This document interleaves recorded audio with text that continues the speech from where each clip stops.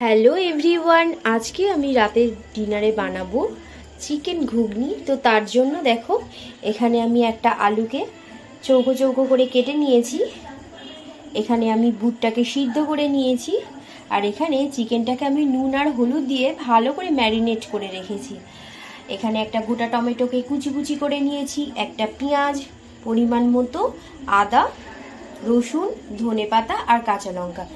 প্রথমেই আমি আলুগুলোকে ভেজে নেব আর এই মশলাগুলোকে একসঙ্গে পেস্ট করে নেব।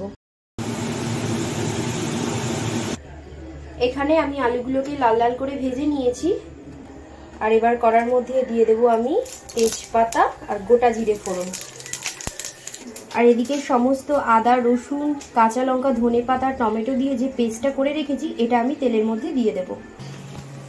সমস্ত মশলার পেস্টগুলো দেওয়ার পরে নুন, হলুদ, চিনি, জিরে গুঁড়ো দিয়ে আমি ভালো করে মশলাটাকে কষিয়ে নেব।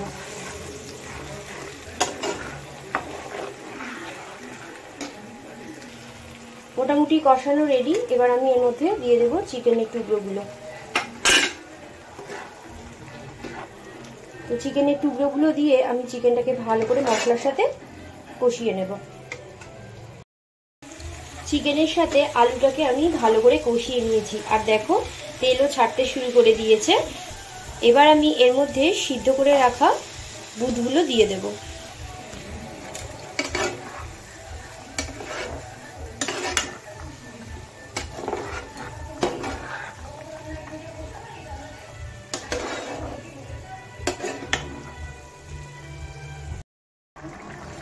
দেখো এখানে বুটটা ফুটতে শুরু করেছে, আমি জল দিয়ে দিয়েছি। শেষে এর মধ্যে দিয়ে দিয়েছিলাম গরম মশলা। তো গরম মশলা দিয়ে নেড়েচেড়ে নামিয়ে দিয়েছিলাম ঘুগনিটা।